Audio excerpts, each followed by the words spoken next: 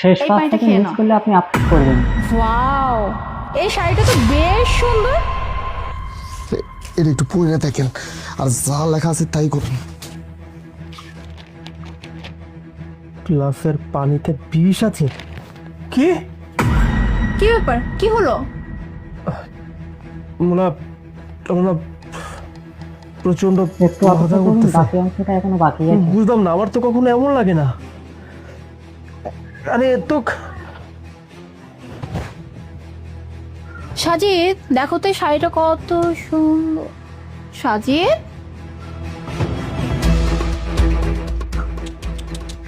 ইস, মাই পোর husband, আমি কি sari choice করলাম সেটা তুমি দেখলেও না।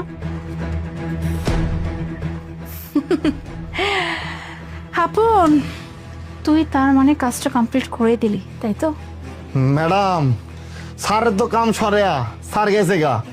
এখন ওই তো কইছিলেন টাকা, ওইটা যদি দিয়ে দিতেন।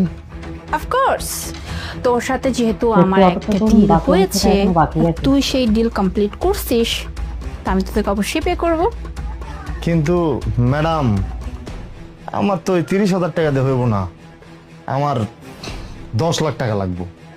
কি কি কি 10 লাখ টাকা?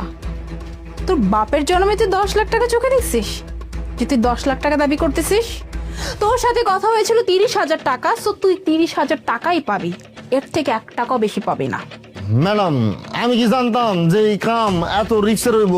তাহলে তো আমি তখনই আপনারা কইতাম যে আমার 10 লাখ টাকা লাগবে, নাহলে আমি এই কাম করতে পারবো না। আর আপনার টাকা দিতে পারতেছে গে, আপনার স্বামী তো মরছে, হ্যাঁ মরণের পরে যেগুলো রেখে গেছে এইগুলো তো সব আপনি ভোগ করবেন।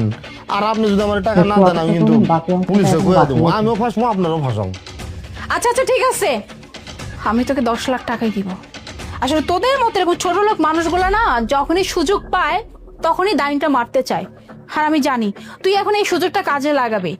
এখন তোকে দিয়ে যেহেতু আমি এই কাজটা করাইছি, সো তোকে তো আমার পে করতেই হবে। আচ্ছা ঠিক আছে, পেয়ে যাবি 10 লাখ টাকা। আচ্ছা ম্যাডাম, আপনার একটা কথা জিগাই, মন খারাপ করেন না। আপনি কি কারো লাগে প্রেম করেন? আচ্ছা, মানে ওকে আমি কেন মেরেছি, মানে তোর স্যারকে, সেটা তুই জানতে চাচ্ছিস? অবশ্য ও তো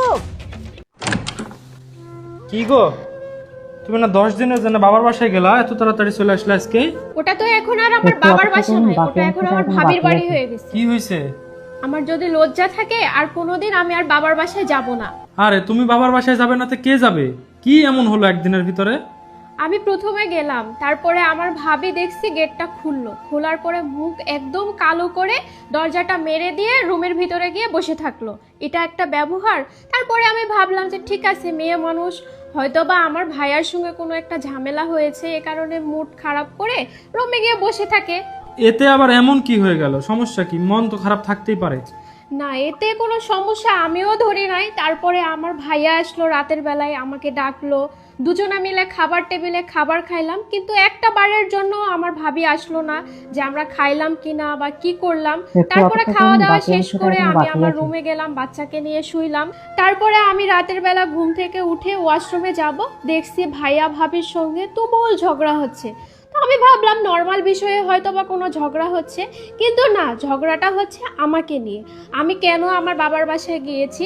আরও কি বলতেছিল জানো, তোর যদি তোর বোনকে দেখতে ইচ্ছা করে তুই তোর বোনের বাসায় গিয়ে দেখে আসবি, আর এখানে যেন তোর বোন ভাগ্নে কেউ যেন আর কখনোই না আসে। আর সবচাইতে বড় কষ্ট কি জানো, আমার বাচ্চাকে নিয়ে কথা বলেছে। আমার বাচ্চা নাকি তাদের অনেক দামি সোফার উপর উঠেছে, লাফালাফি করেছে, সোফাটা নষ্ট করে ফেলছে। আমি নাকি কোনোদিন ওরকম দামি সোফা চোখেই দেখিনি। সবই মেনে নেওয়া যায়, কিন্তু বাচ্চাকে নিয়ে কোনো কথা কি মেনে নেওয়া যায়? তারপরে আমি ভাবলাম যে থাক, একটু অপেক্ষা করুন, ভাইয়ের বাকি অংশটা সংসারে আর এখনো বাকি ঝামেলা আছে। না করি, সকাল সকাল উঠেই আমি চলে আসি। যেই বাসায় একসময় আমি রাজকন্যা হয়েছিলাম, যেই বাসায় আমার কথা মতো সব চলতো, আর সেই বাসায় যদি আমি একদিনের জন্য যাই, কতই না ঝামেলা হয়। আচ্ছা, আরে পাগলি, আমি তো আছি তোমার পাশে সব সময়, এত মন খারাপ করো না। আমি তোমাকে বাবার বাসায় যেতে আমি এর জন্য নিষেধ করি, তুমি মন খারাপ করো। এই যে কারণগুলো এখন বুঝতে পারছো? সেটা তো বুঝতে পারছি, দিন শেষে একটা জিনিসই বুঝলাম, মেয়েদের স্বামীর সংসার ছাড়া কোথাও শান্তি নাই। এই দেখো, তোমার সাথে আমার কত ঝগড়া হয়, তারপরেও কিন্তু দিন শেষে তুমি আমার কেয়ার করো, আমার খোঁজ খবর রাখো। ঝগড়া করার পরে আমরা দুজনে কখনোই আলাদা হয়ে যাই না। স্বামী ধনী হোক বা গরিব হোক, স্বামীর সংসারে মেয়েদের প্রকৃত সুখ এবং একটু অপেক্ষা মেয়েদের করুন, জান্নাত। বাকি অংশ